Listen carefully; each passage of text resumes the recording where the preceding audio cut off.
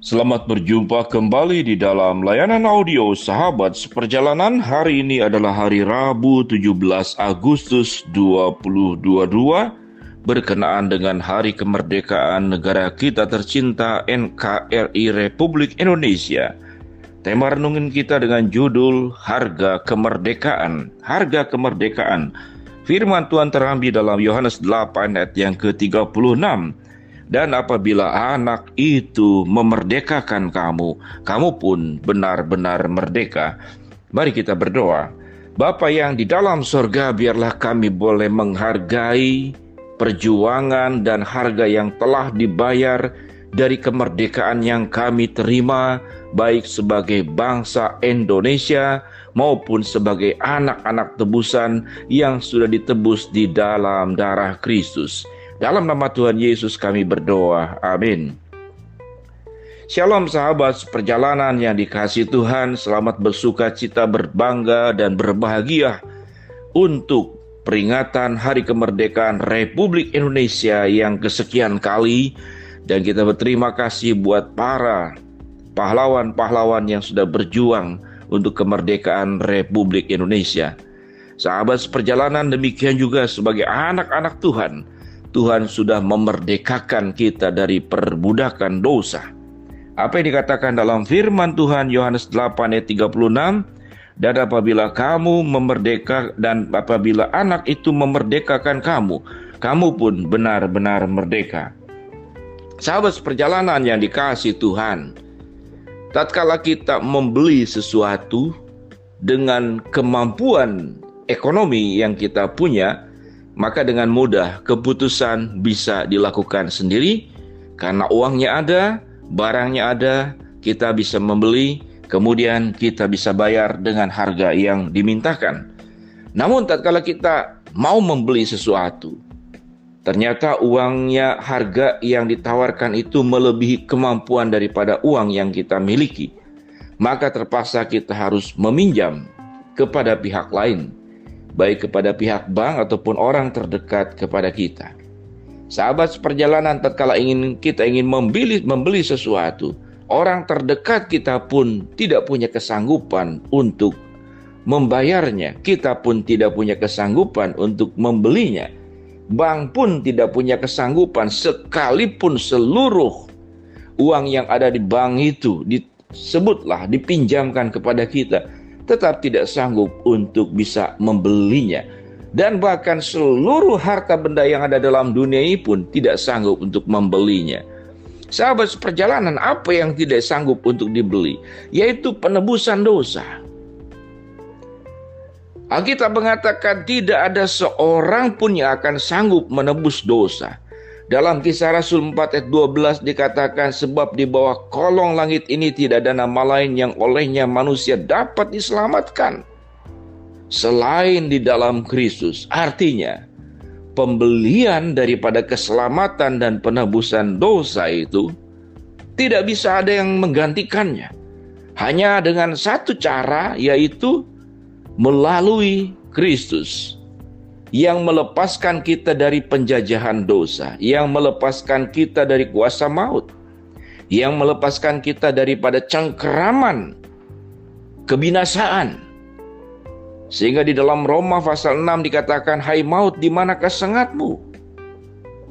Hai maut, di manakah kemampuanmu untuk tetap mencengkeram setiap sahabat seperjalanan di dalam keberdosaan? Dan Yesus melepaskan kita. Yesus memerdekakan kita. Yesus menyucikan kita dari seluruh dosa-dosa kita. Pada zaman terdahulu perbudakan, budak itu dibeli sesuatu hal yang biasa. Namun setelah dibeli, tergantung tuannya mau diapakan, itu hak, tidak ada hukum yang katakanlah yang melarang apapun boleh diperlakukan kepada budak tersebut. Sahabat seperjalanan, lalu kalau sudah dibeli oleh majikan tersebut, apapun bisa diperbuat. Apa yang terjadi? Apakah kemudian hal-hal yang baik bisa terjadi? Hal-hal yang buruk juga bisa terjadi. Sangat tergantung daripada tuannya sendiri.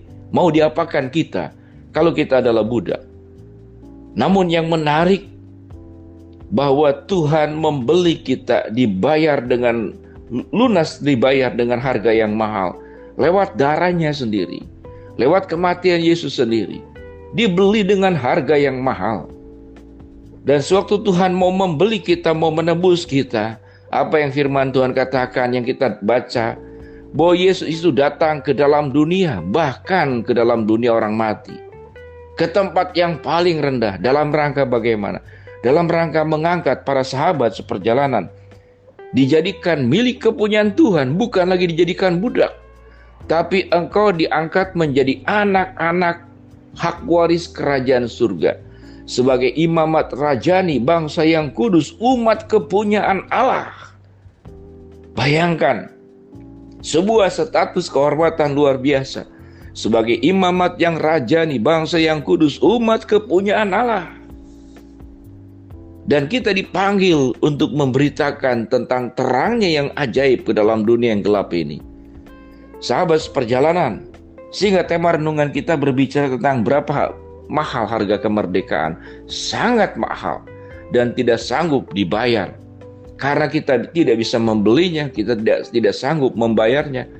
Maka hanya dengan kebaikan dan anugerah Tuhan sebagai pribadi yang sanggup melakukannya. Dan hanya Dia di dalam pribadi Yesus yang bisa menebus kita, memerdekakan kita dari dosa, mengangkat kita dari kebinasaan.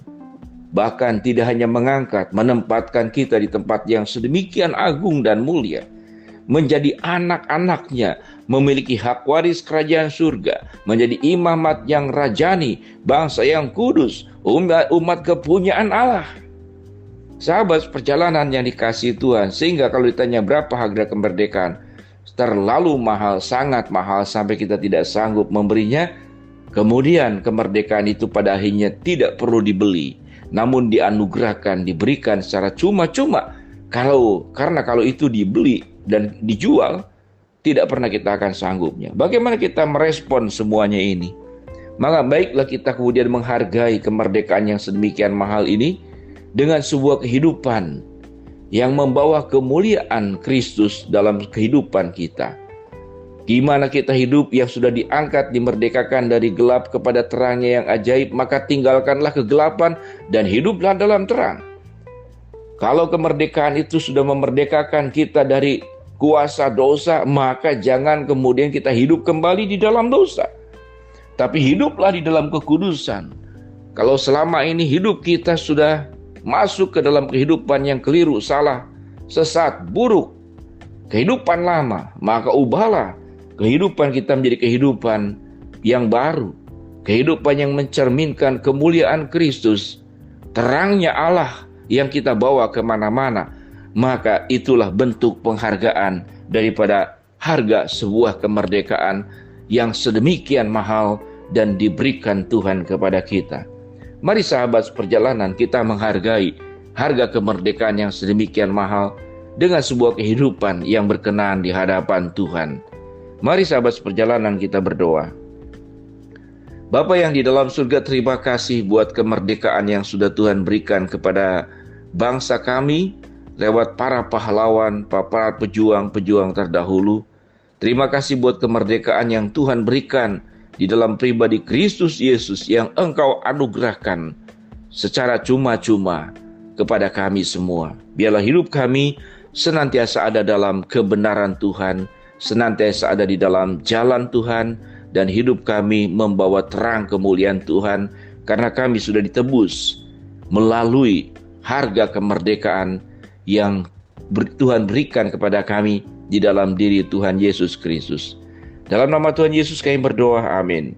Shalom sahabat perjalanan yang dikasihi Tuhan, tetap hidup sebagai orang-orang merdeka dan hargailah kemerdekaanmu dengan hidup dalam kebenaran dan kekudusan. Amin.